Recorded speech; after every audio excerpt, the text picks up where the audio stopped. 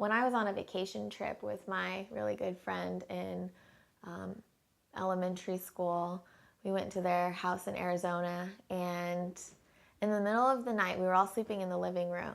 He kissed me, and I was just like, this is weird. He had a beard, and I really didn't like put two and two together so quickly. And what's on my face? You know, I don't recognize this feeling. And I just slept through it because I was so scared.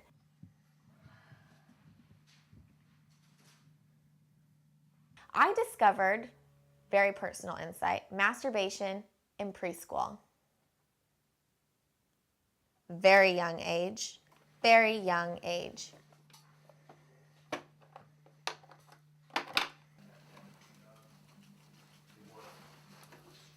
A lot of things happened to me and I didn't really understand what was going on, but I felt bad. I had that freeze moment again, that really uncomfortable stomach thing happening. So if you take an emotionally sensitive person and they spend usually years in a very invalidating environment, certain patterns tend to develop. It can be something like sucking my thumb, a sense of security. Oh man, did I get in trouble for that? Did I ever get slapped for that?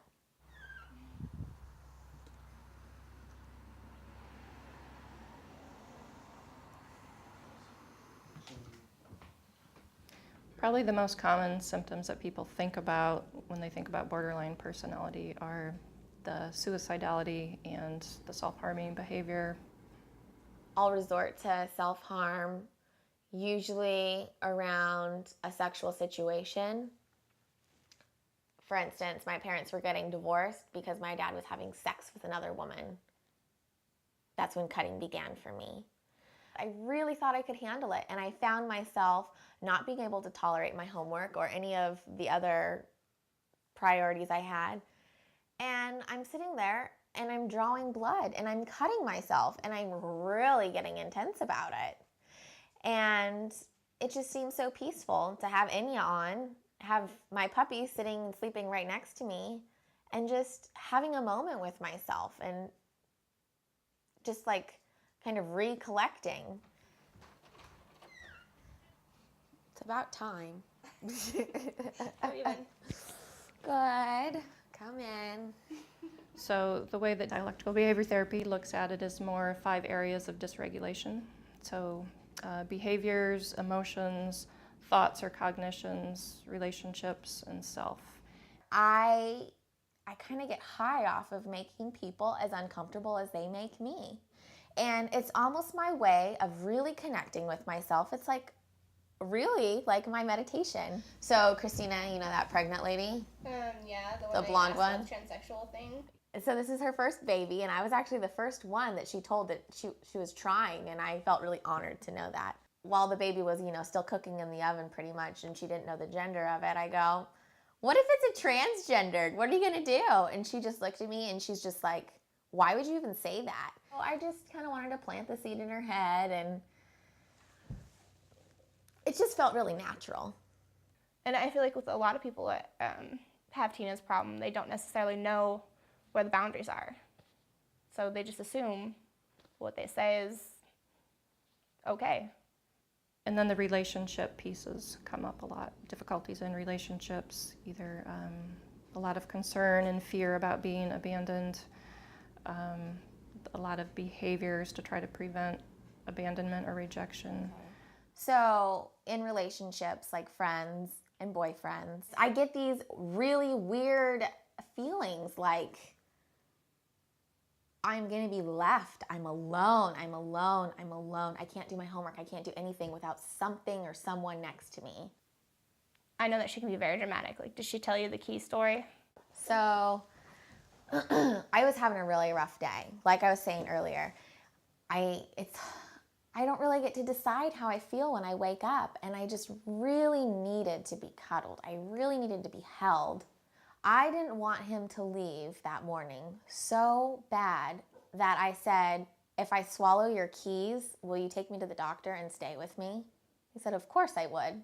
So I took his keys and I put them in my mouth, and he's like a landlord to everyone in the city. And so there were a lot of keys and I couldn't swallow them. And they were like hurting my teeth. And I know it was just such a ridiculous thing to do.